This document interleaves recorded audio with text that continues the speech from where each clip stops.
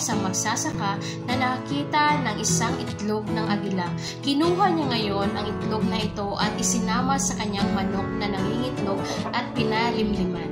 Lumipas ang ilang linggo At dumating ang araw na napisa na ang lahat ng itlog kasama ang itlog ng agila. Nang sila'y lumaki na ng konti kung ano ang ginagawa ng mga sisiw ng manok, ganun din ang ginagawa ng agila. Isang araw, first time nilang makakita ng sobrang napakalaking ibon na lumilipad-lipad sa himpapawid. At ang ibon na iyon ay ang ibon na agila. Napakabigat at napakalaki ng pakpak na kakaiba sa lahat ang ibong agila. Sobrang namangha at sobrang na-impress sila. Kaya sabi ng maliit na agila, napakaganda sana kung nakakalipad din, kung may abilidad lang sana ako, kung agila lang sana ako. Maraming panahon na nililimitahan natin ang ating sarili.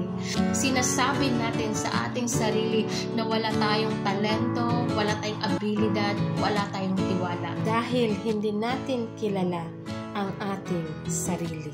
But remember always that we are eagles, that God created us, that God has given us different talents, abilities, and confidence. To trust to our dear Lord and to trust in ourselves.